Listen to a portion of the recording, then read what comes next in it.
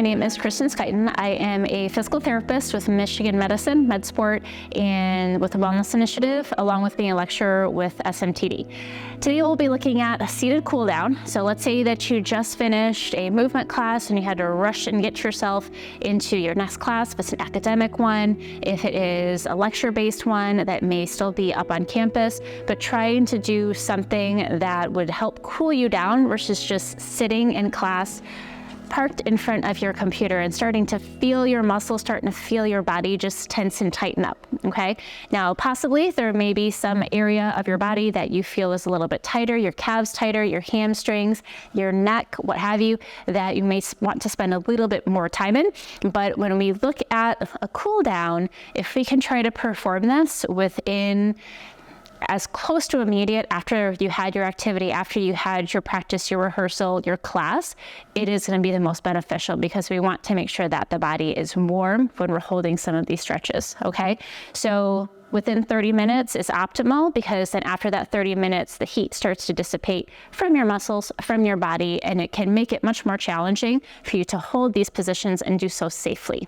Okay, when we look at a cool down, you can still utilize some of those dynamic types of stretches. So if it feels like it's too much to hold these stretches for 20, 30 seconds and you feel more comfortable doing them in and out of different positions for 3 to 5 seconds at a time, that's great.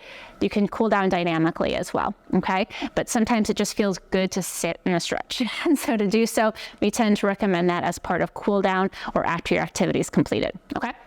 So first we're going to get going. So again, if you are parked at your desk, you can face to the side like I am going to, so you have a little bit more room available to you, possibly with your legs. I'm also showing you this way just so you can kind of see how much room we can really utilize while we're seated, okay? So first we're gonna go into the upper trap stretch. This is just a muscle that's on the side of our neck, tends to be a problem spot for a lot of people, especially when it's cold out. We like to kind of keep our shoulders up closer to our ears. It also tends to be a tighter muscle, not necessarily very strong muscle, but a tight muscle that helps us lift our arms up, especially when we are lifting up resistance, if you're exercising at the gym, or if you're trying to do anything like a handstand or a push-up, you might start to have a little bit of overactivation happening there, which can also be part of the tightness. Our computer postures or seated postures, like sitting, forward bend, driving, all of that can also be making that prone to tightness. So you're just gonna hold that, trying to think about that elongation in the side, again for about 20 to 30 seconds. Sometimes it's easier to think about bringing the opposite ear down to the shoulder. But again, try not to bring the shoulder up to the ear, keep that down.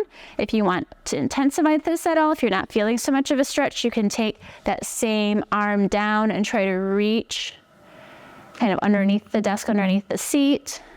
Take it from a bottom up and you traction that area. Or you can also add in a tap down.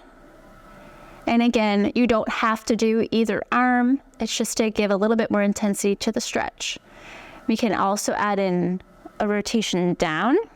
That gets in your levator scapulae, which is the muscle on the back side of your neck.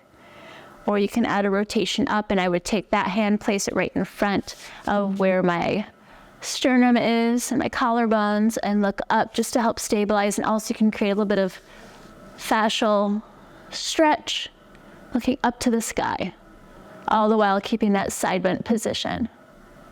Great. Now with these ones, I do recommend doing both at the same time. I'm just going to show you one side, but please make sure that you are evening yourself out here. You can also stretch out your mid-upper back, the rhomboid muscles that attach from the inside of the shoulder blades to the spine, and trying to round your back out from this position. And play with which arm is in front, which arm is on top.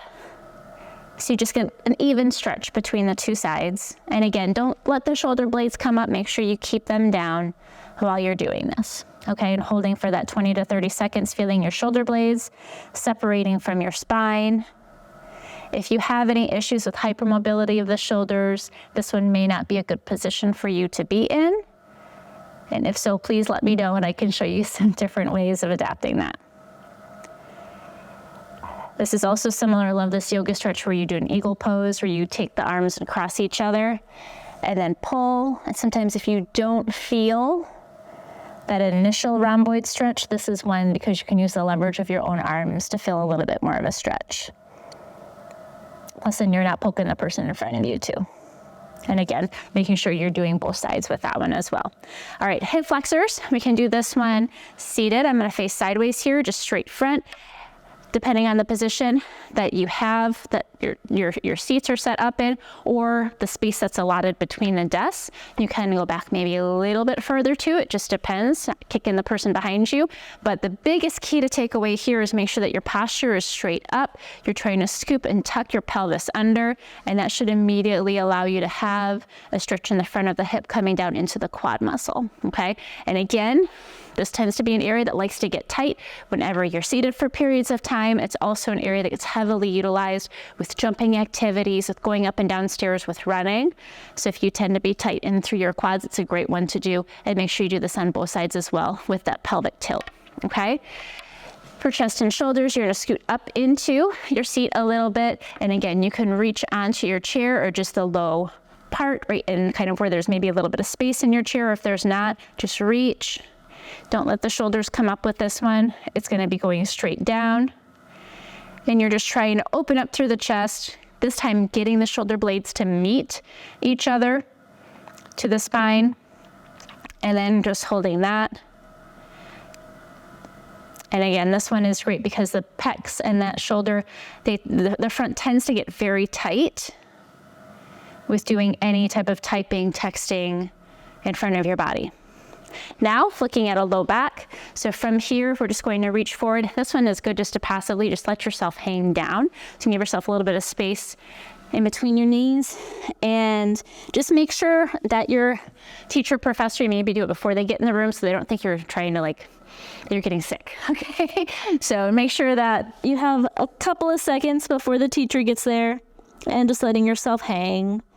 And again, this is great just to open up through the lumbar spine and through the shoulder blades and just feeling a nice kind of dangling stretch. But again, preface your professor to make sure they don't try to get you a trash bin if you're getting sick. Next, we're going to look at just coming into the posterior capsule on the back side of the shoulder. When we do this one and you reach across, make sure that you don't grab right at the elbow because sometimes that can torque the elbow when you do so. So go above or below, okay?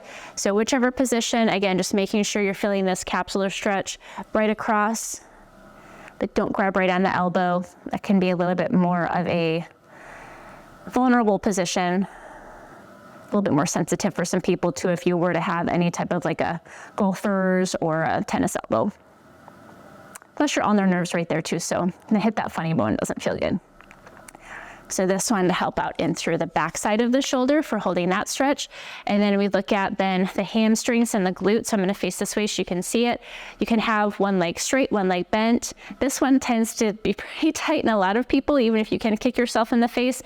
What we look at for a prime body position in here is don't feel like you have to reach down and touch your toes, okay? Instead, keep your back straight, tilt your pelvis back, make your sits bones kind of sit back, and then automatically you should feel a stretch, especially if you peel those toes back towards the shin, because the hamstring starts right at your sits bones. And so if you tilt your pelvis forward, which makes those sits bones go back, you can automatically tension your hamstrings.